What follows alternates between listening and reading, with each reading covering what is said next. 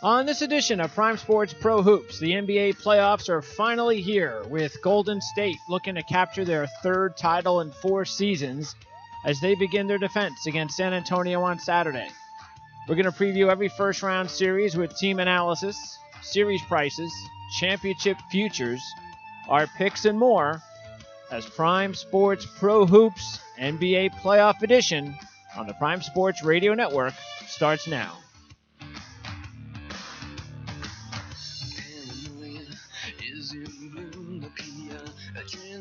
All right, it's that day, that one day a year I guess some people might dread. It's Friday the 13th, 2018. I'm Greg DePalma. Before we get started, make sure to visit Covers Experts. That's experts.covers.com. Take 50% off any purchase by using promo code PRIME50. That's PRIME50. Time to introduce my analysts to the show. First, NBA editor here at Prime Sports Network, also the co-host of the Bill Rhoden on Sports podcast on iTunes, Jamal Murphy. So, Jamal, last time we spoke, college basketball tournament was entering the Final Four. And even though there were a lot of surprises in the college basketball tournament, a top seed won. So that's usually what we get in basketball. NBA, college, the best teams usually win, and especially in the NBA. Yeah, no question. It usually works out in college, but almost always in the NBA. So, you know what that means for, Houston, Golden State, not Cleveland. Cleveland's a lower seed that has a chance this year, so you never know. Yeah, you never know. Well, that's why we'll take a look at some of the odds, series prices, future prices, and find out whether or not we can find some bargains out there. NBA handicapper for Covers Experts at Covers.com is also joining us, and Covers is your one-stop shop for current and accurate sports gaming information. So let's welcome Ted Sevransky, a.k.a. Teddy Covers, to the show. Teddy, welcome. Hey, great to be here. All right, Teddy. So I know you're a Michigan grad, and since I'm a Michigan fan, I guess things could have been better for us in the final. Well, I mean, the truth of it was that we got to the final basically by playing, a game and a half of good basketball. You know, we played one good game against A&M and a good second half against Loyola. Sure. And to reach the championship game by only playing, 3 good halves of basketball in the entire tournament, I thought they maybe had it in them to play another good half or 2 against Nova. Obviously didn't happen. The Wildcats blew them out. That was the disappointment, is that you could have played better. But anyway, they're going to be a better team next year because they're going to have a really good recruiting class as long as Mo Wagner stays, and that's possible. You never know. He could stay. Sure. Beilein is a coach who I'm really impressed with how he's stabilized that program. Yes. Every year they're there right now, and it certainly wasn't the case for the Wolverines, 15 years ago. Yeah, and he usually doesn't go after those big-time recruits, but that's why he's got the best recruiting class coming in this year, which is why I'm very excited. Jamal, are you surprised that Wagner is considered a late first, early second draft pick right now? Not really. I mean, he's still kind of borderline. He's still young. Second full year playing. He didn't. He showed flashes that he could play against other good bigs. But I think late second round is where I would have him now too. I mean, late first round, sorry, is where I would have him now too. Maybe early second round. So he might do himself a favor and come back and boost his stock. Yeah, I would think that if he did that, he'd definitely move into the mid first round in his senior year. So let's talk NBA though. And I guess it's going to be hard, as I mentioned, for us to find some long shots, and that's because of the fact that, unlike college basketball, you got a series you have to contend with here. So not as easy in the one and done situation, but we do have a lot of injuries too that are impacting the playoffs, Teddy, especially in the East with Boston. No Irving, no Hayward, even Smart's kind of banged up. So, they're a small favorite against Milwaukee. They're not going to win the championship without Irving and of course Hayward, but that's an interesting game that we'll get to a little bit later. What other injuries, Teddy, do you think are the most important ones besides the obvious ones, Steph Curry and so forth? Well, I mean, you talk about Embiid, that's an impact injury. You talk about Steph Curry, that's an impact injury. You talk about a Kawhi Leonard, I mean, we look at San Antonio, and my power ratings have them as the weakest team in the West. Really? That wouldn't be the case if they had a healthy Kawhi Leonard. So in terms of the biggest impact injuries, and of course DeMarcus Cousins with New Orleans, but when you worry about the guys who don't have the season enders, the guys who are really nicked up and not quite themselves, and I'm really not seeing a lot of that across the playoff spectrum right now. Most teams relatively their active players are relatively healthy going into the postseason. Of course, that'll probably last about a game or two before we start seeing more injuries pile up. But at least so far, the big injuries are going to make headlines. But other than Boston, there's not really a team that's truly injury riddled in the postseason. Yeah, and a big difference as we talk about this first matchup, Jamal. Golden State is a tremendous favorite. I mean, you'd have to put up $1,000 just to make $100 in that series, and I don't know why anybody would want you to be somebody that's making 7 figures a year to make a bet like that. San Antonio is 6-1 shot to win the series, 60-1 to win the championship. Golden State's pretty much an even pick to win the championship. But it is interesting, Jamal, that you've got 2 big injuries for both teams, but how much more important Kawhi Leonard is for San Antonio. Right. Well, Kawhi doesn't have 3 other, all NBA guys on the team. So that's the big thing.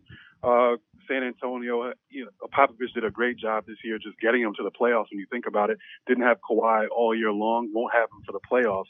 So, I mean, it was basically, a feat just to get them to the playoffs.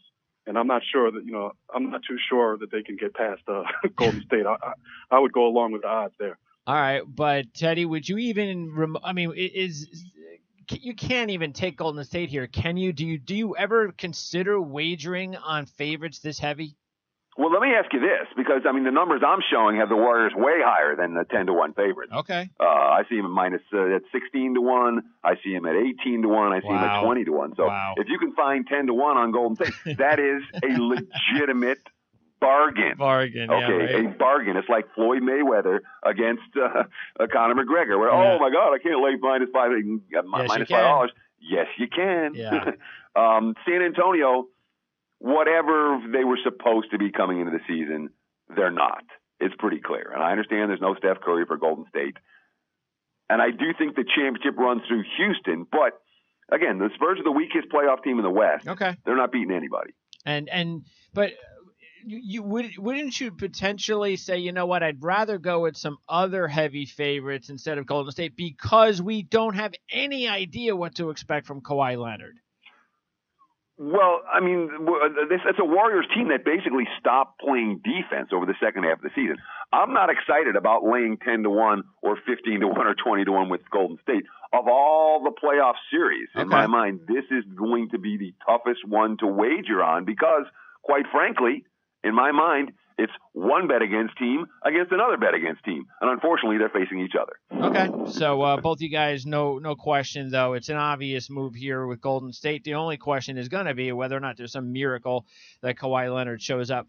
Let's go to the next matchup is Portland and New Orleans. Portland's just about a 2-1 favorite to win the series. They're 33-1 to win the championship. New Orleans is about 100-1. And about plus 170 on the series price. So Jamal, Portland is Portland is to the west what Toronto is to the east. And what I mean by that is here's a couple teams just like a year ago, within the last couple of years, that really they're the same team. But look how quickly things have changed where they're now up at the top level of each conference, not because they've improved their team with personnel, but just the league hasn't gotten any better. It's actually dried down a bit. Right, and they had a great season. Lillard had a great year. McCollum had a great year. They're getting some other help from other players that weren't really there last year. So they're a better team this year. The problem is, they're facing New Orleans, who they have an X factor, as their best player in Anthony Davis. And while I like Portland in this series, you just never know what what Davis can come up with. I mean, he can just put up monster numbers. He proved during the second half of the season that, once DeMarcus Cousins went down, that he was capable of putting up ridiculous numbers. So I don't really have a doubt that he could do that for a 7-game series. So this is a really tough one. All right, and what do you think about this one, Teddy? And what is the difference between Portland, specifically personnel-wise, that you could touch up on that makes them? Yeah, this is the reason that they're actually better than they've been the last couple of years. Well, I'm not convinced Portland's this much better than they've been the last couple of years. And I thought you made a great analogy with the Raptors. Two teams that haven't really gotten that much better when it comes to star power. Why was Portland better this year than last year? And Toronto, the same reason. Yeah. Their bench was better. A little bit better depth that allowed fewer minutes for Lillard and McCollum over the course of the campaign, much like it did. Same story. You look at Lowry and DeRozan. Their minutes are way down this year compared to where they were because their depth was better. Portland, but great depth matters a lot in the regular season. In the postseason, not so much. And when you want to talk about a point, and the other great analogy between Toronto and Portland, two coaches who get a lot of respect. Terry Stotts, he's great. Oh, Dwayne Casey, he's great. I'm going to give you Stotts' point spread record in the postseason right now. I'll save Casey's for later because it's worse. Okay. But Stotts, out of 31 playoff games, he's covered 10. Wow. All right. Okay. He's not been a moneymaker in the postseason, and that's putting it mildly. But I'm not sure that this the matchup there to take advantage of it because New Orleans is just not. I mean, they're not a playoff team, and there's no experience there. How do you work that into it? When we talk about, and we'll get to this when we talk about Philly, in terms of trusting the process, but it's not like it's a Pelicans team that is all rookies, is super young. It's not like Anthony Davis wasn't there before. He was there a couple years ago.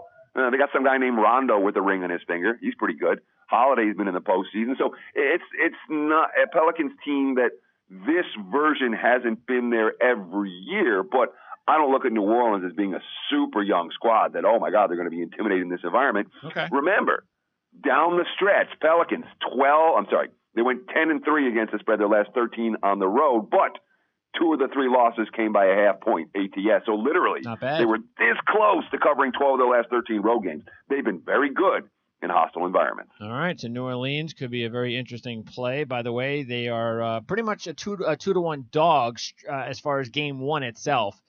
And if you like them to win the series, then Game 1 is not a bad idea. Let's go to Houston and Minnesota, Jamal. You have Houston, Minnesota, and then OKC and Utah, the other two matchups in the West. Houston 2-1 pretty much to win the championship. Minnesota at 90-1 roughly. And this is a huge line. I've got about minus 2,100 here for Houston and about almost a 10-1 dog for Minnesota. Is this more speaking about Minnesota or Houston? I think it's more speaking about Houston and the season they've had, the season that Harden has had, the season that Paul has had, D'Antoni. People are obviously very high on Houston, and if you're going off the regular season for good reason. But this is an interesting series to me.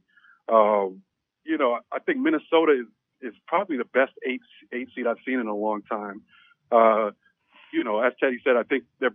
He has them obviously rated higher than San Antonio, who's a seed higher than they are. Before Butler went out, this was a 4 or 5 seed team, and he goes out with the injury. Okay, they drop down to an 8 seed. So I think if you want to put a couple dollars on a crazy long shot, this might be the one. Would you, if you thought about that, Teddy, and you said, you know what, I think Minnesota may have a shot to take him to 6 games or something. They're gonna be tough or a tough 5. Would you pick it? Would you say, okay, the only way that I'm going to pick Minnesota then is I'm just going to stick to the home games, and I know I'm not going to get the lines I'm going to get on the road. Or does Minnesota, do they show you anything on the road with any sort of trends or anything for you to go, you know what, if I can get big money on the road, they're a plus 650 just to win Game 1? I mean, in general, if you think an underdog can be competitive but isn't going to win the series, you're looking to take them plus the points as opposed to on the money line or on the series price or something like that. Okay. If you think Minnesota can hang with Houston. But, I mean, I watched these teams play, I think, 3 different times in the regular season. They played 4 times. The T-Wolves have no chance. All right. I mean, they have no chance defensively against the Rockets. Okay. And the stats bear it out. Points per 100 possessions. in the 4 meetings. Houston, 129.8 points per 100 points per 100 possessions. The best NBA offense for the season, the Warriors, is 112. The worst NBA defense for the season is Phoenix at 110. Wow. And Houston averaged 129.8 against Minnesota. Bad matchup. T-Wolves can't steal games here. Okay, sounds like a bad matchup for Minnesota. OKC is 25-1 to win the championship. When you got some star power there like Russell Westbrook, that might be intriguing. Utah 45-1 to win the championship, Jamal. This is almost an even series with OKC a 3.5-point favorite in game 1. Do you think this should be pretty much an even series? Not really. I think I give an edge to OKC because of the star power you mentioned. They haven't played up to their capabilities. To me, it looked like they started playing their best ball only about 5 days ago or so. When they won at Houston. I think you can expect Paul George and even Carmelo Anthony, who's had a horrible year. You can expect them to pick it up in the playoffs. So I think they should be a little bit of an edge over Utah, who I'm not trying to downplay Utah's season. They've been great this year. They play a team game. Great coaching job by Quinn Snyder, but they're led in scoring on offense by a rookie who's never been to the playoffs, obviously. Yep. So I think he might have some little rough patches here or there. I think you got to give a clear edge to OKC here. Are you surprised this is even, Teddy, considering how much more experience and star power OKC has over Utah?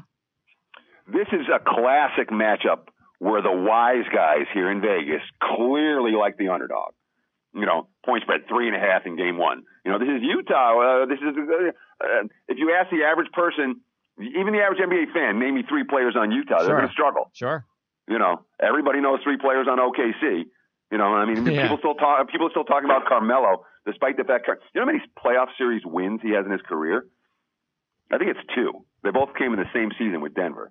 The last 10 times he's been in the postseason, he's been eliminated in the first round 8 times.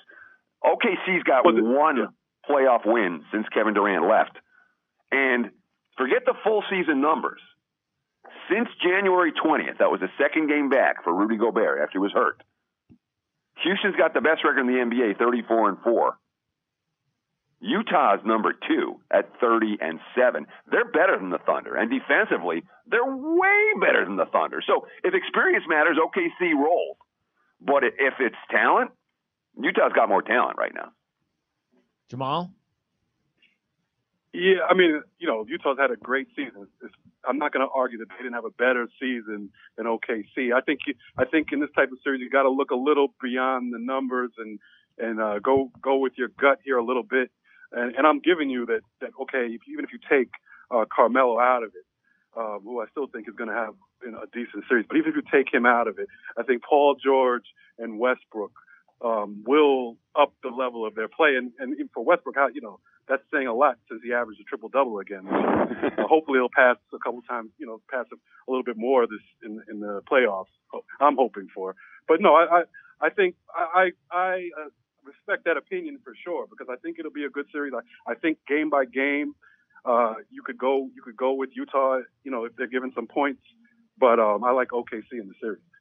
All right, so this is the one, though, that's why when you said wise guy, this is pretty much this. It makes sense from how you described it, Teddy. We'll see how it plays out. This is going to be interesting. So, would you put OKC as first of all, give me the top. I can't even consider Utah a dog in this, so it's kind of difficult to do that. So, but would you even consider OKC for a championship team at 25-1, or you'd be like, no way, I don't even think they're going to win the series? Not at that price. I'd be much more inclined to take a Utah to win a title at 45 or 50. Really, Utah? Okay. Then I would. OKC again. I haven't seen the internal chemistry for OKC on the floor. No, that's true. Play an extended stretch of excellent basketball. It hasn't happened this season. So is there a switch they can maybe flip on? Steven Adams is the key. If Adams can hang tough with Gobert, they're live. They're live, and they're live maybe to make some noise in the postseason. But to picture this team beating Houston or Golden State, it's kind of hard for me to do. All right, well, let's see what happens after a few games or even a series, because I can't imagine that OKC's odds are going to change drastically if they beat Utah in the first round. Maybe you lose what? What do you think you lose? 5, 8? If OKC loses game one, they could. I mean, I legitimately think this team might have 1, 2, 3 Cancun potential, man. I'm not convinced that the Thunder are going to fight like you need to fight against Utah to get out of this series. Okay. And they're really the only favorite that I think, because they're the favorite in the series, but the only favorite that I think there is a chance. And I'm going to look around. I haven't bet it yet, but I'm going to find a Utah to sweep prop at a big underdog price, and I'll put a couple of bucks on that. Okay. All right. I know what you think there then. All right, let's go to the East. And Jamal Toronto is the top dog, if you can believe that, as they're about minus 600. Washington 4-1 dog. Now they seem to play better without John Wall, but they're a 4-1 dog, and they've got talent. Porter, I'm not sure what his status is, but I mean, you look on paper and you go, yeah, why can't Washington beat Toronto? I mean, what's the difference here? No, I agree with that. I give Washington a puncher's chance. I do buy a little bit that Toronto is better this year. I mean, they should be. I mean, they had another year of playing together. They had to go through the agony of defeat in last year's playoffs when everybody was down on them. So they have a reason to come back and be together and play better, and they did do that. So you have to give them credit for that. I think so. They should be the favorite. They are the 1 seed. They deserve to get the 1 seed. But I do give Washington a puncher's chance. I do think it'll be a closer series than I guess people expect. I see this going 7 games. I know a lot of people said that Washington is better without Wall, and maybe even the numbers, might bear that out. But in the long run, I don't buy it. I think Wall. I mean, you put Wall on the court, you have to respect him. It opens up things for everything else. It's just a question of whether he plays unselfishly, and I think he will. Well, to me, it's very similar, Teddy, to like OKC. You've got again, you get into the playoffs, and you just wonder, will Washington, with that talent, be able to kind of turn things on?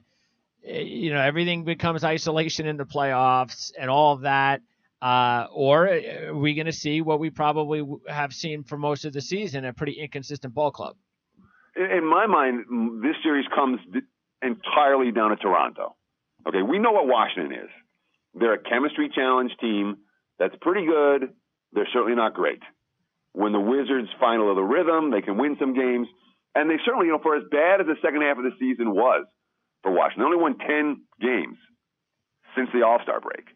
But the wins were all their step-up games. They beat Boston twice, Indiana, and the Spurs, and the Pelicans, and the Heat, and the Bucks, and the Sixers, and the Cavs. That's right. So they really stepped up and beat good teams. It wasn't like a Golden State team that has one win over a playoff squad since the beginning of March. This is like, all right, when we have big games, we'll step up for them. Yep.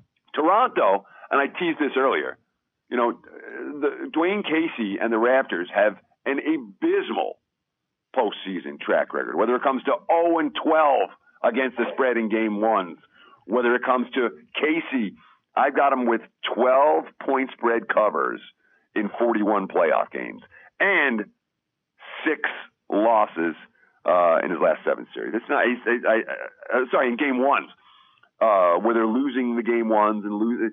It's a dismal track record, and all the talk in Toronto is this year's different. This year's different. This year's different. I have to see it to believe it for the Raptors. I've been burned by them more than once before. All right. Well, I guess the game one might tell us a whole lot then, since the smart play is to take Washington in game one, no matter what you think about the series. But maybe if Toronto goes out there, wins and covers game one, and maybe that is the sign that this is a different Toronto ball club. And the spread's 8, by the way, for Toronto, and you can get 3-1 on the money line, pretty close to 3-1 if you wanted to take Washington to win game one. Let me jump in real quick, and sure. I just want to make it. It's very important because when you're making a series wager, you're essentially making a wager on the next game. Who's going to win the next game? Because the series prices get updated after every game. So if you're saying I want to lay $3 with Toronto, or whatever the bet is you want to make, you're betting on that team that you're supporting to win their next game, essentially, with that particular wager, even though you bet them to win the series. Does that make sense? Sure. Yes. Yep.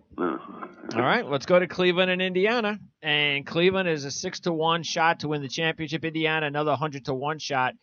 And Cleveland's around 7-8-1 to win the series. Well, you got to put up about 700 or 800 on Cleveland, but you can get about 5-1 on Indiana, Jamal. Cleveland hasn't been at their best this year. We know that. So what about Indiana's shot? Yeah, I mean, they have a shot. I wouldn't bet on it. I wouldn't bet against King James. Definitely in the first round. I know Cleveland has had their issues. I know this isn't a typical LeBron James team. He doesn't have proven help. But there's no way. I mean, he's proven he can beat good teams with the people around him. They played pretty well down the stretch, up and down, I guess. But they've won some impressive games. Indiana, I give a chance to win a game or two, but there's no way I would pick Cleveland to lose this series. Any shot for Indiana to make the series close, Teddy? Yeah, to make it close for sure. They beat them 3 times in the regular season, and the Pacers have really been an undervalued commodity all year. The mainstream media look past Indiana. We never see them on TV. It's another team that, yes, hey, name 3 Pacers to an average. You can't name 3 Pacers. Be lucky if you can name one. Mm-hmm. Miles Turner didn't play well down the stretch. I think he is someone who has the potential to break out in this series. And let's not forget, for all the success Cleveland has had, and look, LeBron is still the best player alive after all the years. It's the most incredible. This is the most incredible run I've ever seen. Literally. I mean, you can take anyone's dominant run. No one has been dominant for longer than LeBron James. And I wasn't a LeBron James, he's the greatest ever guy.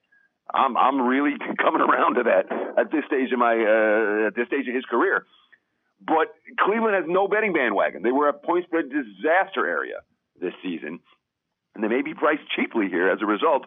Even though Indiana is a team that isn't very sexy for a lot of bettors. Competitive series. I'm with Jamal 100% on this one. I don't see that it's going to be a Cavs blowout, but I think Cleveland survives and advances. All right, and maybe a shot then for Indiana. Can they steal a game in Cleveland?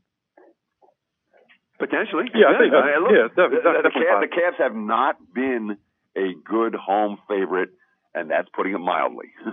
They've been at a point spread disaster area. Okay. And a lot of it, of course, when you have the NBA's number 29th ranked defense, you can't be laying big points at home. Doesn't matter who you're laying them to. Yeah, 6.5. That's the spread in game 1. Boston and Milwaukee, and this one is look, the series line isn't that big, -175 to +155 for Boston. They're a 4-point favorite to win game 1, Jamal. But this is what happens when you lose your top 2 stars. Right, and this is obviously it's tough for Boston here. It's tough for bettors here. What to expect from Boston. But if you watch Boston, you kind of do know what to expect. They're going to play hard. They're going to play great defense. They're going to play above what you probably think their capabilities are. And then they're going against a Milwaukee team who probably has more talent. They definitely have the best player in the series in the Greek Freak. But they've been beyond inconsistent all year. So I'd have to give the edge just in terms of consistency to Boston.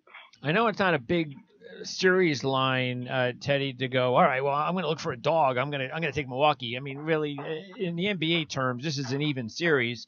So, but I mean, is Milwaukee worth it in that respect? I mean, again, you take out 2 superstars. It's not like Boston has 3. So you take out 2 superstars. Shouldn't Milwaukee be almost like an even pick here? Yeah, I mean, you make case the Bucks are the better team. They don't have home court, but right now, from a power rating standpoint, my numbers are virtually even on these 2 squads. When we think about Boston, remember last year Eastern Conference Finals, the rotation players in that series were Avery Bradley gone, Marcus Smart hurt, Jay Crowder gone, Kelly Olynyk gone, Gerald Green gone, Tyler Zeller gone, and then Horford and Rozier. So basically, 2 of the top 8 guys from last year. We say, they're battle tested, they're playoff tested. Yeah, well, only 2 of them are. Celtics are young too, and let's not forget what the Bucks did in the postseason last year. Remember, they won game 1 at Toronto. They were up in that series 2-1, yep. And they let it get away. They talked a lot about closing things out this time if they get a lead.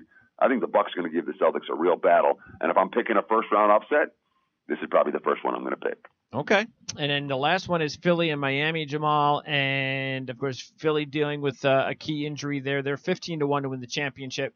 And they are about minus 450 to beat Miami in the series. Miami's a 3-1 series dog. Any chance for Miami, Jamal? Yeah, I think they have a great chance. And if you talking about picking upsets, this would be mine. I would, if I had to pick an upset, I definitely would go with Miami. We talked about rookies or players without playoff experience, and this is exactly the series to watch as far as that's concerned. You got Ben Simmons, who has been great. Don't get me wrong. I mean, one of the best rookies we've seen in a long time, especially stats wise, Mr. Triple Double. But he has not hit a 3-point shot all year. Has taken 7. He has weaknesses to his game, and we all know what that is, shooting. And I have confidence in Spoelstra that he'll try to key on that and force him to do things that he's not used to doing. In Miami, nobody can figure out how they win games, how they're in this position, how they got the 16 in the East, but they do. They do it. They've been winning. They have guys that produce. So I think, I'm pretty confident in Miami in this series, actually. Okay, sounds like your best series pick. And again, if you're going to make one, this is a good one at 3-1. Do you agree with Jamal, Teddy? Yes, I do. And certainly when it comes to game one, Spoelstra is, we talked about some of the coaching issues, obviously the Prunty versus Brad Stevens, it doesn't work in Milwaukee's favor. Erik Spoelstra is a great coach who gets no respect. He reminds me a lot of Alvin Gentry in that regard. No one ever likes Alvin Gentry, and all he does is, goes around, find ways in different places, find ways to win. This is his best coaching job. This is definitely his best coaching job this year. Last year was the most incredible thing. That team was 10-31, and they made me so much money for so long, and no one believed it. I mean, Spoelstra gets Christmas cards from me for the rest of his life for what he did last year. Remember, they were a 10-31 team. Sure. They went 31-10 down the stretch with nobody. Right. Kind of like this year. But, Spoelstra's got a lot of postseason experience. Brett Brown has none as a head coach. Yep, and that's something that could work in Miami's favor as well. All right. So there you go. A live dog at 3-1. So am I going to, to me, it sounds like you both like Miami as your best series pick as far as the price. Right. I'm going to take Milwaukee. As far as price goes, for sure. Okay, but you also like Milwaukee as a really strong series price, and you're not getting a big number like Miami, but you like Milwaukee to beat Boston. Teddy. Yes, I do. I think they're very live in that series. All right, and let me also ask you about a game one, Jamal. You have like a game one that you like the best as far as the line is concerned? I don't have the lines in front of me. Or I guess it could be Miami because they are a 7-point dog, but it is on the road. Oh yeah. Yeah, Miami +7. I love that. Okay. What about you, Teddy? What about game one? Yeah, I mean, I guess I was talking up Utah. I think I'm going to stick with, I've been going back. I can use the Bucks here. I can use the Jazz. I think they're both live on Sunday. All right. And what about a top future play? First, Jamal, let me ask you, who are you going to take to win, to make it to the championship? What's the championship series going to be? Who's going to win the championship, and give me a top future play, something that, you can actually do something with, unless you're that strong on Golden State or Houston, because if you like either Golden State at even or Houston at 2-1, of course, you better be real confident in that one because you're going to have to put up big money to make it worth your while. Right. I mean, in terms of my actual picks, I'm going to be boring here. I'm going to stick with Golden State. I predict they'll put it all together. This will be a completely different season for them. And even, I don't think Steph Curry will be 100% coming back, but if you give me 85, I'll take it. And then I have Cleveland. I just can't pick against LeBron James in a weak East. Remember, this Eastern Conference is still weak. It is. Toronto is the 1 seed. We already discussed that. Boston, the 2 seed, is depleted. So, I still have to go with LeBron. So I like those two teams getting back for the third season in a row. And I like Golden State winning the championship again. In terms of a futures pick for the money. Yep. I mean, did a great job of killing my OKC dreams, but I just have to stick with OKC in terms of a long shot. I just think they will put it together. I agree they have not shown it at all so far this season. They've shown it, in selected games and and recently, actually, like the last 3 games they played. That's enough for me. Okay, I'm gonna take them. As my long shot. Well, look, it is the NBA, Teddy, and it's so hard to find a good future play in the championship for the NBA because it's usually always going to be the favorites that win out, unless you like Cleveland to win the championship, and even then you're only getting 6-1. But if you like them, 6-1's actually not bad for the NBA. But start first of all with you tell me who are you going to pick to just your series championship? Well, I did make one good bet at the All-Star break. I bet Philly at 25-1 to come out of the East. Okay. So that's not a bet bad. I'm real That's a happy good with. one. That's a bet I'm not going to do anything with right now, even though I think Miami is live. I'm not doing it. I'll worry about that come Game 7. It's a mini hedge. It's a mini hedge. So I got a pretty good wager on Philly to come out of the East, but I think the championship runs through Houston. Okay. The Warriors are not the Warriors this year. They excuse me, my apologies. The Warriors defensively, even since they've started to get guys back, their defensive numbers are like 9 points per 100 possessions, worse than they were last year. That's going to be a problem against the Rockets. Houston's been the best team all year. We know what the NBA is. The NBA is a league that rewards the best team with a championship. I think the Rockets get it. I think D'Antoni finally gets his ring in spite of himself. That guy's a clown. That is funny. It shows you the state of the NBA when D'Antoni's going to win potentially an NBA championship. Yeah. That's I just can't pick D'Antoni or D'Antoni as I used to call him. I'll give him a break this year. He's having a great year, but and even Harden. Harden has to prove to me that he's the same player. That was a disaster in the playoffs last year. Yeah, same player in the playoffs that he is in the regular season. He has a lot to prove. And to me, it just comes down to the number of, the players you have on the team. And to me, they have Harden and Paul. They're all NBA players. And then you look over at Golden State, and they have 4 of those guys. So to me, I'm just gonna do the math and pick Golden State. All right. Yeah. I mean, look, you are gonna basically, when you do take Houston, Teddy, you're trying to, like you said, you're trying to break down a lot of barriers with the coach, with the 2-star players who have both had issues closing out big games before, big series before. So, and they're trying to all do it together as one. But to me, that is the main obstacle. If you take all that away, their past history, I'd agree with you. I'd go with Houston. I'm just somebody that doesn't do that. So I would have a hard time just believe. But then again, this is the year that if it could happen, it could happen. It just hasn't been a very good year in the NBA. Yeah, I mean, the super teams didn't work out so well as super teams. No. Where Cleveland had their problems and OKC had their problems, and the Clippers fell apart, and et cetera, et cetera. I mean, we can go through how many of the super teams crashed and burned, but we still have 2 of them. We have Golden State and we have Houston, and this is the truth of it. All right, we're talking here right before the playoffs start. These 2 teams won't meet for another 6 weeks, and the winner of that series will be the team that's healthier. And look, the good thing is, in a way, it's good and bad, but the good thing is because they're both in the same conference, you're at least still getting even and 2-1. Because if one of those teams was in the conference, one of those teams would be like minus 300 to win the championship. Sure, well, that's what the Warriors were. It was Warriors minus 300 against the field. Yeah, coming into the season. So you got Houston to win it all? Yes. And who are they beating? And that's really hard for me. I went back and forth as who they're beating, and I know that I've kind of been poo-pooing the Raptors. Well, I don't know. The answer is the truth of it is I don't know. I can make a case for Philly, and yet we've just made a case against Philly.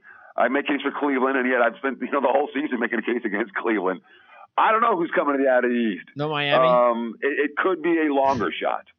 I'll just put it that way. Miami? But Toronto again as a number 1 seed, as a team. I got a great where's that DeRozan quote? I found a great DeRozan quote. He's like, "This year's different. 59 wins is different. We got something to prove." If he's right, and the Raptors are different, this is the year they could do it. How about this? And I haven't looked at it, but I would think it's probably half of what their championship price is. But wouldn't it make sense that if you did not believe because you were hammering away at Toronto, if Yep. you thought Washington was going to upset Toronto, Mm-hmm. wouldn't it make sense to put some money on them to win the East? 100% it would. Because they got to be about 40, 50 to 1. That being said, that's a lazy way to do it. No, sure. It's Well, just, what you want to do with Washington is bet them on the series price Mhm. and then take that and parlay them. They'll be underdogs in every series. So literally that 40 or 50 to 1, if you just take your initial investment and roll it over 4 times, you'll get paid. You could get paid 300 to 1 instead of 40 or 50 to 1 just by making the decision to bet it differently. Okay. I like either way.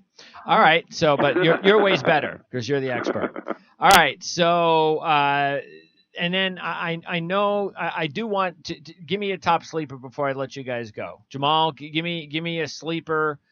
I know it never happens, but anybody here that can do something, just like I pointed out with Washington. And I know you got OKC, and that's kind of sleeper-like. So give me somebody else, though, and probably from the East, because if there's going to be a sleeper, you would think it would be from the East. Who would you go with between like Miami, Milwaukee, Indiana, or Washington?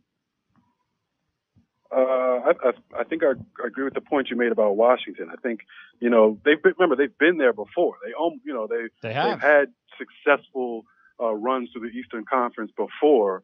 They're a year older now. The regular season becomes a grind when you've had playoff success. So they do have an excuse, I guess, for being so inconsistent so far this year. So I think if you want a real underdog, I would go that way. And I'm just going to go back to the West. Even okay, and I just can't, and I agree that when they played this season, it wasn't a contest, but the playoffs are different. And as I just stated, I'm not high on Houston or Harden in the playoffs or D'Antoni. So I'm just gonna put Minnesota out there as a possibility to shock the world and win the series. Okay. And if you win that series, I guess you have a chance to get to the finals. All right, that would shock the world. That would be as shocking as Villanova over Georgetown. And I will, if that happens, I'll be playing this podcast over and over again. Yes, I'm sure you'll get hired. By the way, I forgot to ask you, Teddy, about give me a future play. Unless you feel so confident in Houston that you would advise people to go ahead 2-1. Hey, you're doubling your money. I mean, look, the future book right now, there's not a good wager anywhere to be had. Oh, there's course, not one. The NBA. If you're trying to I'm going to find a good bet in the future book on, April, the day before the playoff starts, you've missed your window. It's not that it is. So, but like I said, I got some Sixers at 25 to 1 to win the East in my pocket. That's literally the only wager I have. Would you still, and they're down to 15 to 1 pretty much right now. No, they're down to 5 to 1 to win the East. Oh, the East. That's right. I was looking at the championship. I don't want to win the title. I got them to win the East at 25 to 1. Yeah, because you're not going to win the title. So, all right, sounds good. And who would you go with, Cleveland or Toronto? To win the East. Like I said, good question. Cleveland or Toronto? I honestly don't know. I would price that series very near pick'em. Okay. The answer to these questions are whichever team is healthier when they play. All right. And right now, though, you are going to lean towards Toronto to get into the finals, and with Houston beating them, that's your pick. Yeah, again, I think everyone in the East is vulnerable. Sure. So the Raptors did have the best regular season, and the talk coming out of Toronto is very positive. So they're whether we'll still see that 2 games in, or Kyle Lowry be melting down, it's possible. And of course, I talked about the Raptors being a miserable point spread team too. So all right, I guess the answer to some of these questions is I don't know. Well, we'll find out because you get a much better gauge on things after every round. So hopefully we'll get an opportunity to talk to you again. And make sure that we update things round by round, and we'll see. But when it's all said and done, I'm sure chances are we're going to wind up with 1 seed or 2 seed versus 1 seed or 2 seed. But that's the NBA, and that's what you deal with. We'll see. Hopefully there'll be some excitement. And Teddy, talk a little bit about your relationship with Covers, and you've been there for a while. They're one of the services you work with. You're in Vegas, so you're tuned in. So you've been doing this for a very long time. Oh, I mean, not that long, just 20 years. But no, I've been in Vegas since 98. I've been with Covers, I think, since, 2004. I started with Covers. Might have been in 2003 when I started over there. So wow. I've been around a while. Obviously, sometimes good, sometimes bad. But the bottom line is I show up for work every day. What is the percentage you want to be at, Teddy? What do you want to be at? 65%? No, look, this is what I want. My dream is to have tomorrow's newspaper today one time in my life. Okay. Just one time. And I will never, that's all it would take. Well, go see Michael J. Fox. All right, Teddy, I appreciate it. Best of luck. Enjoy the NBA playoffs starting tomorrow, and we'll talk to you again real soon. I look forward to it. Thanks for having me. Thank you, Teddy. All right. Again, we want to remind everybody it's experts.covers.com, experts.covers.com, and you get 50% off any purchase. Use the promo code PRIME50. That's PRIME50. And if for you NBA fans, go and check out Ted Severansky, a.k.a. Teddy Covers, and he can be reached on his Twitter handle at Teddy_Covers. And we'll definitely be looking forward to talking to him again before the finals. So, Jamal, as far as you're concerned, and of course I know you're a fellow Brooklyn Net fan, so at least, look, when you're a Net fan at this point in time, it's good that the season's over. So then you move on as fast as possible to the draft and then the next season. Right. But the good thing is the East is completely wide open right now. That if a team like Brooklyn wanted to rebuild, that this is the time that you can rebuild a lot faster, and you can find yourself actually being a lot competitive quicker as long as you continue to make the right moves, which the organization has since Sean Marks has taken over. So I just wonder whether or not they can make that blockbuster move that can get them there a lot quicker. Can you say Kawhi Leonard? That would be an interesting one. I mean, it's going to take one big free agent to make a leap of faith. I mean, at least you're in a good market. No better place than New York City. So you definitely have a good situation there, and they have more pieces. The Marks has put more pieces in place every year he's been there, and this was no exception. So you have more guys that you can take a look at. You have more trading chips as well. So they're definitely in a better place than they were, and that's really all you can ask for. And like you said, this will be a big summer.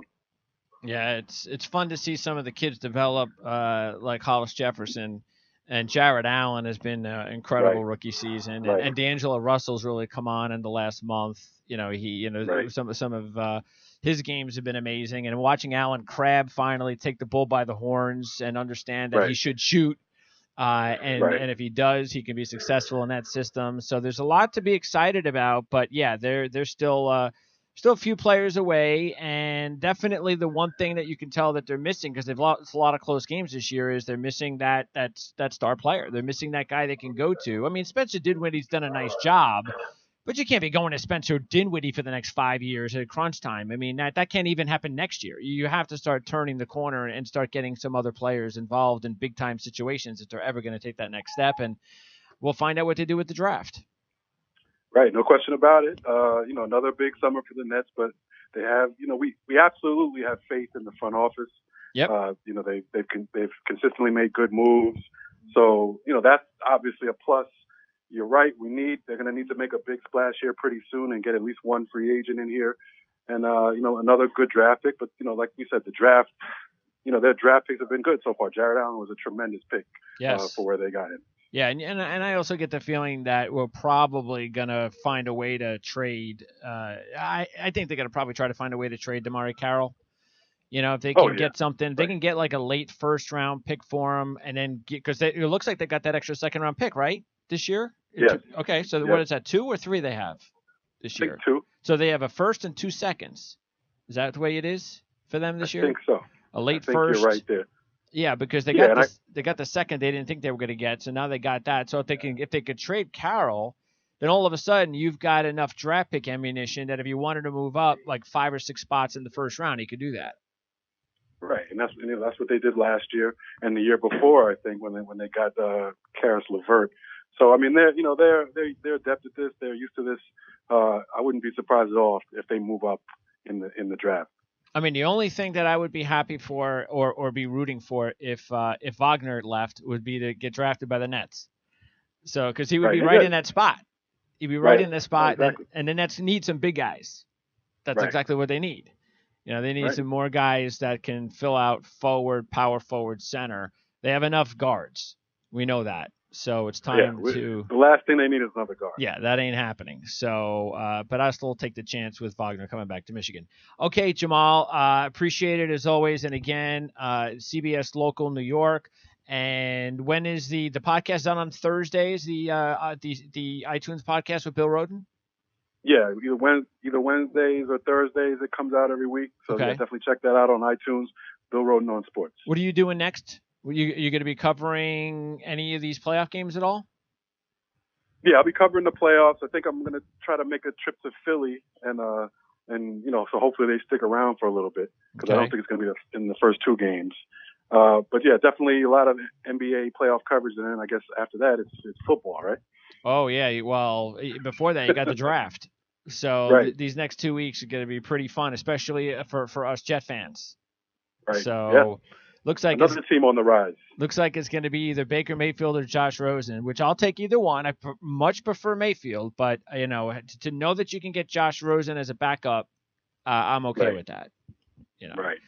But I'm looking forward to it. Yeah, up and coming programs, the Nets and the Jets. So a lot of misery the last few years, and I think the misery will be ending real soon. Jamal, we're due. Yeah, we overdue. Jamal, I appreciate it. Enjoy the NBA, and we'll talk to you again in the next couple of weeks. Great talking to you as usual. Thanks, Jamal. Appreciate it. All right, that's Jamal Murphy and Teddy Covers at Covers. So want to thank Teddy. First time we've had Teddy on. And, of course, we've had a lot of the other Covers experts on our matter of fact, we just had our NHL playoff preview show a couple of days ago. That's already available on demand. Dave Koken from Covers was with us. So the next show, though, is going to be on, what do we got? We have one more show. I have an interview a little bit later on today with one of the players coming out of the draft. And that's Dalton Schultz, tight end for Stanford. But as far as shows, we've got a show tomorrow, our horse racing show with John Hardu from the Sheets, and then that's it. We're done for the week. So, but you can look out for all the content at PrimeSportsNetwork.com. So make sure to check that out, including our picks. Our NASCAR picks will be out on Sunday for the race at Bristol. Looks like it might rain, so keep that in mind.